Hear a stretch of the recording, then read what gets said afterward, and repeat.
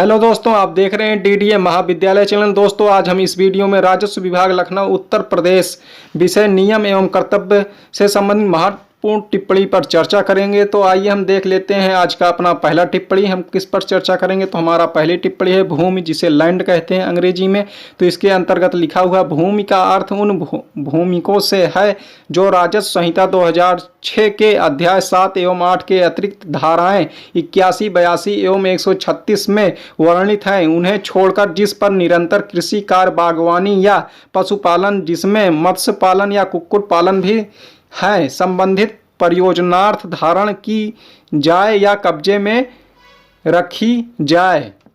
हमारा नंबर 2 है, इसी में विधिक प्रतिनिधि का अर्थ वही होगा जो कि उसको सिविल प्रक्रिया संहिता 1908 द्वारा दिया गया है, धारा 316 जाबी अधिनियम के तहत। और हमारा नंबर 3 पर दिया हुआ है खान, जिसे कहते हैं, आइए इसके बारे में पढ़ लेते हैं। मीन्स जिसे कहते हैं इंग्लिश में।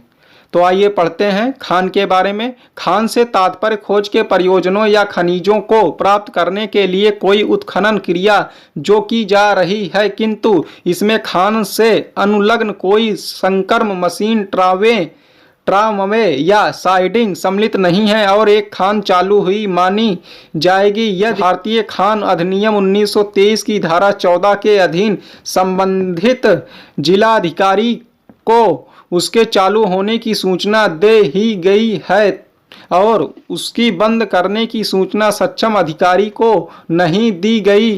धारा 317 अधिनियम के अनुसार। नंबर 4 टॉपिक है हमारा नागर क्षेत्र जमींदारी विनाश। तो इसके अंतर्गत लिखा है उत्तर प्रदेश के सभी ग्रामीण क्षेत्रों में जुलाई 1952 से जमींदारी प्रथा समाप्त हो गई, किंतु नागर शहरी क्षेत्रों में कुछ कठिनाइयों के कारण यह जमींदारी व्यवस्था बाद में समाप्त की गई। इसके लिए नगर क्षेत्र जमींदारी विनाश तथा भूमि व्यवस्था अधिनियम 1961 में बनाया गया। यह भी यहाँ उल्लेखनीय है कि इस अधिनियम के बन जाने के पश्चात भी सभी नागर क्षेत्रों में जमींदारी का विनाश एक साथ नहीं हुआ। इसका कारण यह था कि इस अधिनियम के अनुसार शहरी क्षेत्र की भी कृषित भूमि की जमींदारी समाप्त की जानी थी और वह भी 7 वर्ष से लगातार कृषित की गई होनी चाहिए थी। इस कार्य आकार पत्र UA 3 व 4 की तैयारी में वर्षों का समय लग गया। कुछ नगर क्षेत्रों में यह कम समय में और कुछ में अधिक समय में होने से भिन्न भिन्न वर्षों में हो सका। अतः प्रत्येक महापालिका, नगर पालिका, टाउन एरिया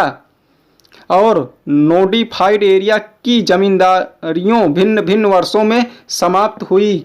तो हमारा अगला टॉपिक है अधिवासी। तो हम इस पर चर्चा करेंगे। तो इसके अंतर्गत लिखा हुआ है का में हम देख लेते हैं प्रत्येक व्यक्ति जो जमींदारी विनाश अधिनियम के अनुसार निहित होने के दिनांक से ठीक पहले के दिनांक पर। तो इसके अंतर्गत लिखा हुआ नंबर 1 करके नीचे लिखे खंड खा के, और खा में लिखा हुआ खा का पहला इसी में देख लेते हैं। खा के प्रावधानों के अतिरिक्त सीर का सिकमी था, किंतु इसमें वह सिकमी सम्मिलित नहीं है जो शोरदार हो गया। और इसी में नंबर 2 पर हमारा है नीचे लिखे खंड खा के प्रावधानों के अतिरिक्त बाग भूमि से भिन्न भूमि का उप सिकमी जो यूपी टेंडेंसी संशोधन अधिनियम 1947 की धारा 27 की उपधारा 3 के अतिरिक्त हो। और हमारा खा नंबर पर है, आइए इसके बारे में पढ़ते हैं। व्यक्ति जो, तो इसके अंतर्गत लिखा हुआ नंबर 1 करके 1356 फसली के खसरा या खतौनी में किसी भूमि का जिसमें बाग भूमि या ऐसी भूमि सम्मिलित नहीं है जिस पर धारा 16 के अनुसार सीरदारी अधिकार प्राप्त हो गए हैं या जिस पर यूपी टेंडेंसी संशोधन अधिनियम 1947 की धारा 27(3) लागू होती हो, या काबिज था अथवा कब्जा पुनः पाने का अधिकारी था। और इसी में नंबर 2 पर हमारा लिखा हुआ, इसको भी पढ़ लेते हैं। ऐसी भूमि का जिस पर धारा 16 लागू होती है और जो खसरा या खतौनी 1356 फसली में काबिज अभिलिखित था, किंतु उसका 1359 फसली में वास्तव में कब्जा नहीं था।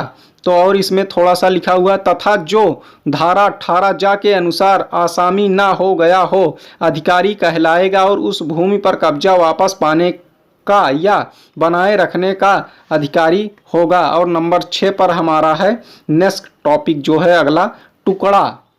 तो इसके अंतर्गत इसकी परिभाषा जाबी अधिनियम की धारा 2(चा) में दी है जो निम्न प्रकार से है। आइए इसे हम पढ़ते हैं। टुकड़ा का तात्पर्य निम्न सीमा से कम भूमि से है। आ पर लिखा हुआ निम्नांकित क्षेत्रों में 1.89 हेक्टेयर 4.6875 एकड़। तो नंबर 1 पर है हमारा बुंदेलखंड, दूसरा इलाहाबाद, इटावा, आगरा और मथुरा जिलों के जमुना पारी भाग, और नंबर 3 पर हमारा है मिर्जापुर जिले की कैमूर पर्वत श्रेणी के दक्षिण के भाग। चौथा नंबर पर है हमारा मिर्जापुर जिले की सदर तहसील के टप्पा उपरौधा तथा टप्पा 84 बलाई पहाड़, और नंबर 5 पे हमारा है मिर्जापुर जिले की तहसील रॉबर्ट्सगंज के भाग जो कैमूर श्रेणी के उत्तर में स्थित हैं। नंबर हमारा है परगना सकटेशगढ़ और अनुसूचित छा की सूची का और खा परगना अहरौरा तथा भागवत तहसील चुनार जिला मिर्जापुर की पहाड़ी पट्टी है।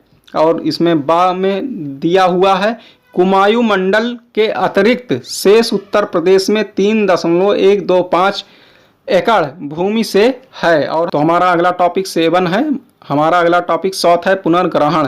इसके अंतर्गत लिखा है गांव सभा अथवा किसी स्थानीय निकाय की भूमि का जिलाधिकारी द्वारा पुनर्ग्रहण किया जाता है। पुनर्ग्रहण का आशय सरकार द्वारा जमींदारी विनाश और भूमि व्यवस्था अधिनियम की धारा 117 का के अधीन प्रबंध हेतु सौंपी गई भूमि की पुनः प्राप्ति है।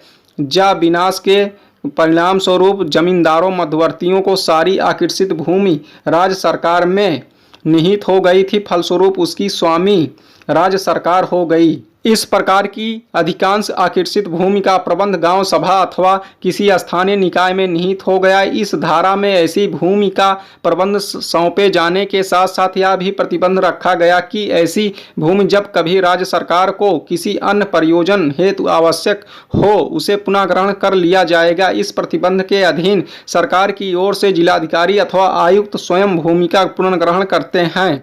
इस प्रकार की भूमि जोतों से भिन्न भूमि ही होती है। खातेदारों की भूमि का पुनर्ग्रहण नहीं किया जाता। भूमि का पुनर्ग्रहण किए जाने की दशा में भूमि के लिए कोई प्रतिकर नहीं दिया जाता है। यदि गांव सभा या स्थानीय निकाय ने ऐसी भूमि में कोई उन्नत कार्य कर लिया हो तो उस पर किया गया व्यय मात्र ही उसे दिया जाएगा।